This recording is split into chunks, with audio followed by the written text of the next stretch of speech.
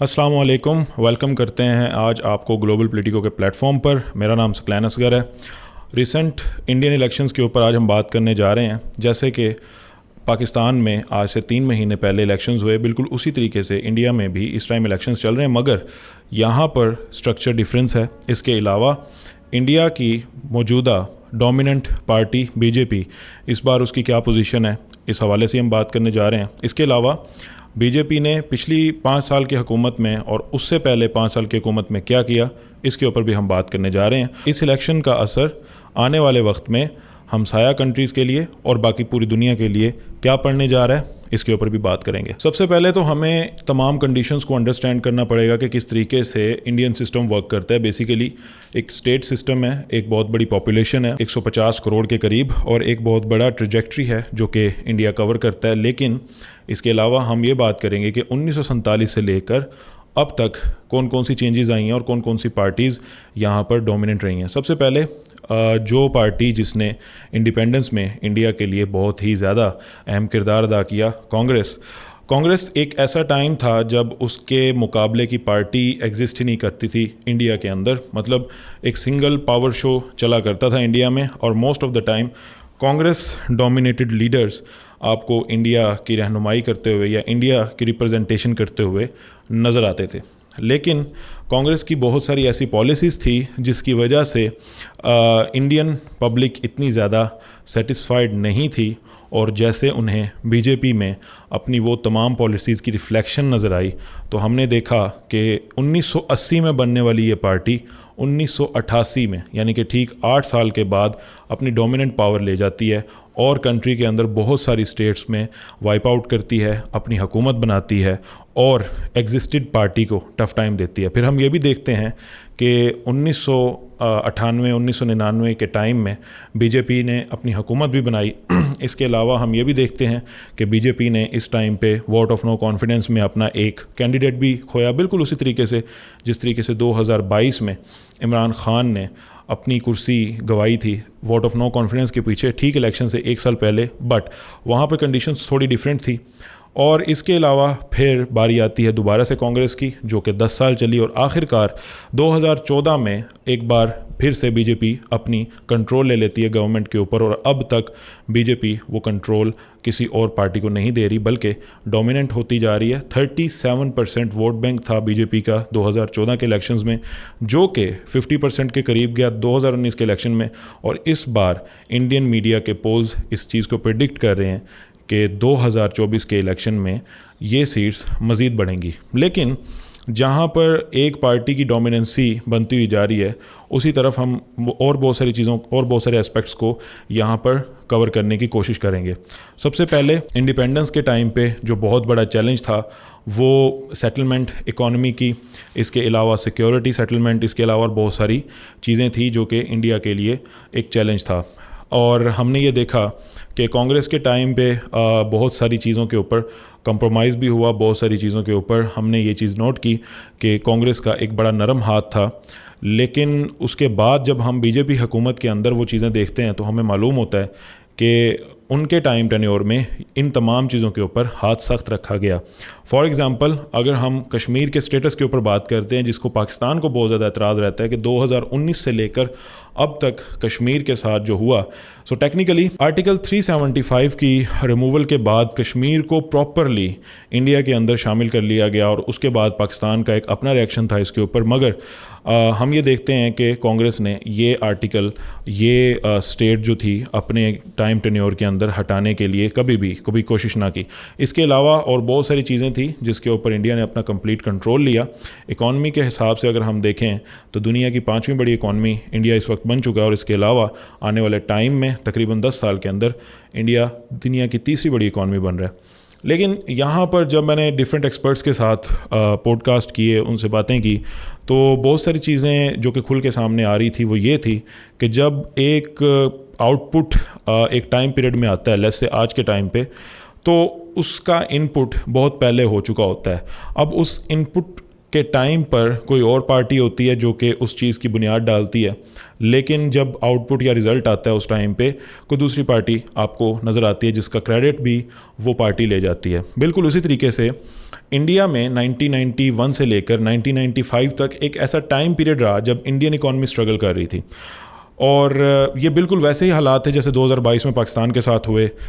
लेकिन उस टाइम पर जो सहारा दिया गया या जिसको मेन क्रेडिट दिया जाता है वो ex prime minister Manmohan Singh थे, जिन्होंने इंडियन इकॉनमी को कंट्रोल किया, फ्री इकॉनमी मॉडल इंट्रोड्यूस करवाया, जिसके बाद हम ये देखते हैं कि इंडिया की इकॉनमी स्टेबलाइज होती है, इंडिया की इकॉनमी संभल जाती है। और उसके बाद आज जब इंडिया 5वीं बड़ी इकॉनमी बन चुका है तो बीजेपी टेक्निकली उसका क्रेडिट ले रही है, because they have controlled the country from last 10 years. तो समवट उनका भी क्रेडिट बनता है, बट जो बुनियाद थी, जैसे कि मैंने पहले बात की, वो टेक्निकली कांग्रेस के पास जाती है, लेकिन अब उस चीज़ के ऊपर फोकस नहीं है।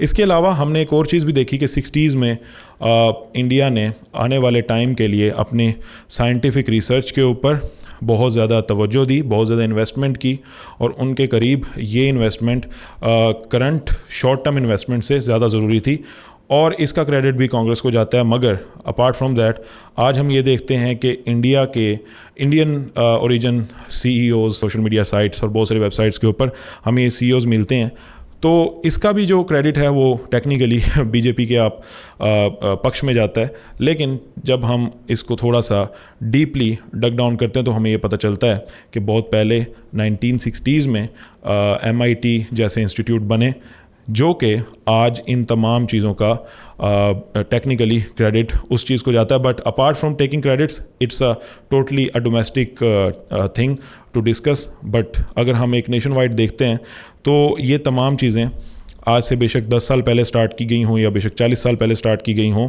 ये चीज़ें उस टाइम पर इंडिया के अंदर आ चुकी हुई थी, और आज हम ये देखते हैं कि इंडियन IT एक्सपोर्ट बहुत ज़्यादा इंक्रीज़ हो चुकी हुई है। इसके अलावा अगर हम बीजेपी की और कांग्रेस की परफॉर्मेंस को देखते हैं तो हमें एक जगह पे तो ये नज़र आता है कि इंडिपेंडेंस के बाद इंडिया के जो भी इंफ्रास्ट्रक्चर कंडीशन थी, इंफ्रास्ट्रक्चर का मतलब बिल्डिंग्स या घर या सड़कें नहीं, बल्कि जो इंडिया का एक रोड मैप था टूवर्ड्स डेवलपमेंट, उसके अंदर हम एक मीडियम पेस देखते हैं, एक स्लो पेस देखते हैं। तो ये मीडियम पेस या ये जो स्लो पेस थी, इसकी वजह से इंडिया ने बहुत कुछ गंवाया भी और इंडिया ने बहुत कुछ हासिल भी किया। लेकिन दूसरी साइड पे हम बीजेपी का जब नैरेटिव देखते हैं तो वो बहुत सारी चीज़ों को स्ट्रिक्टली ऑन करते हैं, लेकिन इसका नुकसान ये होगा कि आने वाले टाइम पे, जैसे कि हमने अपनी पिछली वीडियोस के अंदर भी डिस्कस किया था, कि हमें इंडिया एक सिक्योरिटी स्टेट बनता हुआ नज़र आएगा। इसकी एक एग्जांपल मैं पाकिस्तान के रेफरेंस से देता चलूँ। इस कंडीशन की एग्जांपल मैं आपको पाकिस्तान से दूंगा। फॉर एग्जांपल हम पाकिस्तान की पुरानी वीडियोस के अंदर देखते हैं कि 50s, 60s, 70s में पाकिस्तान एक डेवलप्ड नेशन बन चुका हुआ था। पाकिस्तान के अंदर हमें इंफ्रास्ट्रक्चर डेवलपमेंट मिल रही थी, पाकिस्तान के अंदर इकोनॉमिक डेवलपमेंट मिल रही थी, एशियन टाइगर पाकिस्तान बन चुका हुआ था। लेकिन उसके बाद सबसे पहले जुल्फ़िकार अली भुट्टो की नेशनलाइजेशन पॉलिसी, और उसके बाद जनरल ज़ियाउल हक की एक दीनी अप्रोच, जिसको हम टेक्निकली एक रिलीजियस अप्रोच कहते हैं, लोगों का माइंडसेट पॉलिटिकली भी उसके अंदर दीन की इन्वॉल्वमेंट बहुत ज़्यादा हो चुकी हुई थी। मगर एक सिनेरियो ये भी है कि जहाँ पॉलिटिकली अगर आप ये सोचें कि आपने किस तरीके से कदम लेना है और उसमें आप हमेशा से रिलीजियस एस्पेक्ट्स को फोकस करते हैं, तो आप देखते हैं कि पाकिस्तान में इस टाइम बहुत सारे इश्यूज़ आजकल आपको नज़र आ रहे हैं। फॉर एग्जांपल कुछ अर्सा पहले आपको इचरा बाज़ार का इंसिडेंट नज़र आया, उसके बाद आपको बहुत सारे ऐसे इंसिडेंट नज़र आए जिसके ऊपर आपको एक पॉलिटिकल पार्टी सड़कों पे एहतजाज करते हुए नज़र आती है। अब यहाँ पर एक डिवीज़न भी है, एक पॉलिटिकल पार्टी एक सड़क पे एहतजाज कर रही है, जबकि दूसरी पॉलिटिकल पार्टी घर बैठ के उनके इस एहतजाज को दीनी तौर पे उसका वो बिल्कुल बायकॉट करती है। अब यहाँ पर मेरे जैसा, आप जैसा एक आम स्टूडेंट ये सोचेगा कि यार ये जो एहतजाज हो रहा है, अब इसमें कौन ठीक है कौन गलत है, बिकॉज़ जो शख्स उनकी हामी है वो बहुत ज़्यादा रेफरेंसेस आपको देंगे, आप उस टाइम पे एग्री करेंगे, लेकिन जो दूसरा शख्स कॉन्ट्रडिक्शन पेश कर रहा है वो आपको मुकम्मल रेफरेंसेस देगा, जिसके बाद आप खुद कंफ्यूज हो जाएंगे। तो यहाँ पर आपको ये पोल ख़ास तौर पर ज़ियाउल हक़ के बाद या ज़ियाउल हक़ के टेन्योर के बाद देखने को मिलता है कि पाकिस्तान के अंदर किस तरीके से इन तमाम चीज़ों को लाया गया, लोगों की जो सोच थी उसको चेंज किया गया, लोगों की सोच के अंदर, पॉलिटिकल एक्टिविटीज़ के अंदर या दूसरे समाजी पहलुओं के अंदर हमने ये देखा कि आम हवाले से भी हमें वहाँ पर एक पोलराइजेशन नज़र आती है और इसका क्रेडिट हमें ज़ियाउल हक़ को देना पड़ेगा। बिल्कुल उसी तरीके से हम ये चीज़ अब इंडिया के अंदर भी देखते हैं। देखिए, एक ऐसा टाइम पीरियड इंडिया के अंदर आया जब 47 के बाद से लेके अब तक इंडिया के अंदर हमें एक जो सोच थी उसकी एक लिबरलाइजेशन हमें मिलती है, ख़ास तौर पे शहरी आबादी के अंदर। तो अब जैसे जैसे आबादी बढ़ती जा रही है वैसे वैसे पोल्स भी बढ़ते जा रहे हैं।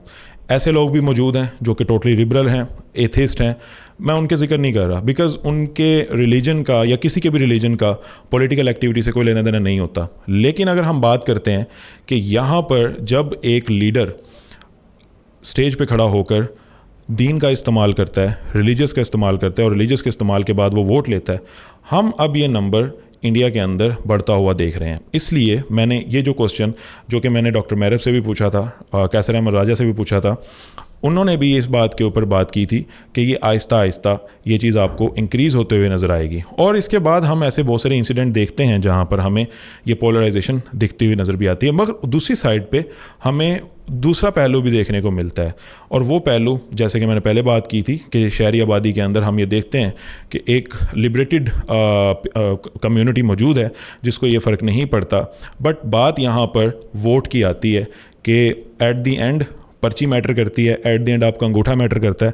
आपने किस सोच से वोट दिया, बेशक आपने उसको दीनी तौर पे रिलीजियसली आपने वोट दिया, बेशक आपने डेवलपमेंट के बाद वोट दिया, बेशक आपने ये देखा कि इस शख्स की पॉलिटिकल आइडियोलॉजी कैसे है।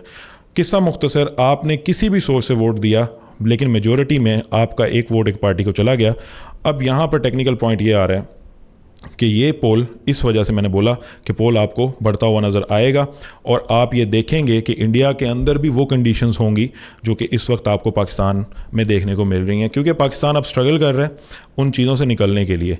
90s में 80s में जो बीज हमारे अकाबरीन ने हमारे लिए बोया था वो अब हमें आम सड़कों पर नज़र आता है, चलते हुए बम नज़र आते हैं। लेकिन ये एक हकीकत है, 30 साल के बाद आज हमारी पब्लिक इस चीज़ से तंग आ चुकी है। हर दूसरे दिन कोई ना कोई इंसिडेंट होता है और फिर एक आम शख्स ये सवाल पूछता है कि इस शख्स को पावर या इस शख्स को इंसाफ देने का या फ़ैसला करने का जो पावर है वो किसने दी है। बिल्कुल इसी तरीके से इंडिया में भी ये चीज़ आपको देखने को मिलेगी। और इससे रिलेटेड एक मूवी भी मैं आपको यहाँ पे कोट करता चलूँ, गंगा जल, जो कि आपने देखी भी होगी और अगर नहीं देखी तो ये आप ज़रूर देखें, क्योंकि इसके अंदर भी यही बात की गई है कि जितना मर्ज़ी कंडीशंस ख़राब क्यों ना हो, पावर आपके हाथ में नहीं आ सकती। ये काम स्टेट का, ये काम हमारे इदारों का, इंस्टीट्यूशन का है। लेकिन ये एक ऐसी चीज़ है जिसके ऊपर शायद आप इख्तलाफ करें, बट एट दी एंड अगर इसको कंट्रोल ना किया गया तो ये चीज़ आपको ज़रूर दिखेगी। इसका जो सबसे इम्पोर्टेंट दोनों कंट्रीज़ के लिए जो हल है वो एजुकेशन है। बट अपार्ट फ्रॉम दैट ये एक ऐसी चीज़ है जो कि हमें वहाँ पर पॉलिटिकल पार्टीज़ के अंदर दिख रही है। इस वजह से मैंने ये टॉपिक खोला है और इस वजह से मैं इसके ऊपर बात कर रहा हूँ। इसके अलावा हम ये देख रहे हैं कि इंडिया जो है वो बहुत ज़्यादा एडवांसमेंट अपनी इंस्टीट्यूशन में लेके आ रहा है और इसके अलावा डिप्लोमेटिकली भी इंडिया बहुत ज़्यादा हद तक अपने रिलेशंस को न्यूट्रल रख रहा है। किसी भी कंट्री या किसी भी अलायंस या किसी भी ग्रुप के साथ इंडिया का कोई भी लिंक मौजूद नहीं है, जिसकी वजह से हम ये देख रहे हैं कि आने वाले वक्त में हमें कोई ऐसा पोल या कोई ऐसा ब्लॉक नहीं दिखेगा जिसमें इंडिया शामिल हो, बल्कि एक न्यूट्रल पॉलिसी के अकॉर्डिंगली इंडिया चल रहा है। जैसे कि आजकल पाकिस्तान फंसा हुआ है, पाकिस्तान अपनी कोई भी डेवलपमेंट करना चाह रहा हो स्पेसिफिक कंट्री से, हमें जब तक परमिशन नहीं मिलती तब तक हमें उस चीज़ की आगे कोई भी कदम लेने से हमें रोका जाता है। और इस चीज़ के ऊपर हम अगर कॉन्स्पिरेसी थ्योरी इस चीज़ को नाम दें तो ये गलत है, क्योंकि हमारे यहाँ बहुत सारी ऐसी रिपोर्ट्स हैं जिसके अंदर डिफरेंट पॉलिटिकल पार्टीज़ के लीडर्स जो कि एक्स प्राइम मिनिस्टर रह चुके हुए हैं, जिसमें वो ये बात करते हैं like for example Kalabagh dam. इसके अलावा हमें और बहुत सारे डेवलपमेंट प्रोग्राम जो कि पाकिस्तान के लिए बहुत ज़रूरी थे लेकिन अभी तक वो रुके हुए हैं क्योंकि कुछ कंट्रीज़ की उसके अंदर रजामंदी शामिल नहीं है। या अगर कोई ऐसा कंट्री जो कि आज़ाद या इंडिपेंडेंट होना चाह रहा हो अपनी पॉलिसीज़ के अकॉर्डिंगली, तो उसको भी इजाज़त नहीं है। तो कंपेयर किया है मैंने पाकिस्तान के हालात को इंडिया के हालात से, तो इंडिया के अपनी डिफरेंट मैटर्स हैं, डिफरेंट चैलेंजेस हैं और डिफरेंट उनकी डेवलपमेंट्स हैं, but the thing is there are something that जो कि रिजेंबल हो रही है, और उस रिजेंबलेंस को देख के मैंने यहाँ पर बहुत सारी रिजेंबलेंस आपके सामने रखी भी हैं। जैसे कि मैंने इकॉनमी की बात की कि इंडिया ने 90s में स्ट्रगल किया, पाकिस्तान 2020 में स्ट्रगल कर रहा है इकोनॉमिकली। पहले पाकिस्तान का चैलेंज जो था वो टेररिज्म था, लेकिन इंडिया में ऐसा कुछ भी नहीं एग्जिस्ट करता। लेकिन एक चीज़ जो मैंने आपको बताई कि आपको आहिस्ता आहिस्ता ये सिक्योरिटी स्टेट बनता हुआ नज़र आएगा। लेकिन इसके अलावा अगर हम ये देखते हैं कि आने वाले इलेक्शंस के अंदर हमें फिर से बीजेपी की डोमिनेंस नज़र आ रही है, तो क्या ऐसे अफेक्ट होंगे बीजेपी के डोमिनेंस के? बिकॉज हम ये देख रहे हैं कि इलेक्शन से पहले डिफरेंट पॉलिटिकल पार्टीज़ के साथ कुछ ऐसा हुआ जिसके बाद लोगों के दिलों के अंदर ये सवाल पैदा हुए कि क्या ये कुछ मार्शल लॉ टाइप या फिर हम ये समझें कि वन पावर शो तो नहीं होता जा रहा। बिकॉज हम ये देख रहे हैं कि कांग्रेस, जैसे कि आपके सामने थी, कांग्रेस के साथ इस बार उनके अकाउंट फ्रीज़ हुए। इसके अलावा केजरीवाल को अरेस्ट किया गया, और ये उस टाइम पे हुआ जब इंडिया के अंदर इलेक्शंस कैंपेन, इलेक्शन मूवमेंट अपनी पीक पर थी। तो ये कुछ ऐसे सवालात हैं जिसका जवाब आज तक इंडिया में अभी तक नहीं आया। इसके अलावा हम ये देखते हैं कि इंडिया की जो चाइना के साथ रिलेशन है वो भी न्यूट्रल बेस पे चल रहा है। इवन दो कि चाइना ने इंडिया के कुछ एरियाज़ पर कैप्चर किया जिस पे इंडिया ने कोई भी कमेंट नहीं किया, बट एट द एंड एक बहुत बड़े ट्रेड इंडिया और चाइना की इस वक्त भी चल रही है। इसके अलावा पाकिस्तान में अगर हम देखें तो इंडिया और पाकिस्तान के अंदर अभी तक टेंशन्स अभी तक कायम है। इंडिया का ये मौक़िफ़ है कि पाकिस्तान में अभी तक टेररिस्ट एक्टिविटीज़ की वजह से इंडिया अफेक्ट हो रहा है, लेकिन पाकिस्तान सबूत के साथ ये बात इंटरनेशनल कोर्ट ऑफ जस्टिस में रखता है कि इंडिया पाकिस्तान के अंदर बेचैनी, बेअमन में एक बहुत बड़ी कंट्रीब्यूशन दे रहा है। बट एट द एंड आगे होगा क्या, इस चीज़ को हमने क्लोजली देखना है, और उसके बाद हम अपनी अगली वीडियो के अंदर ये डिस्कस करेंगे कि पाकिस्तान के साथ और बाकी कंट्रीज़ के साथ इंडिया के रिलेशंस कैसे रहेंगे। तब तक दीजिए मुझे इजाज़त। अल्लाह हाफ़िज़।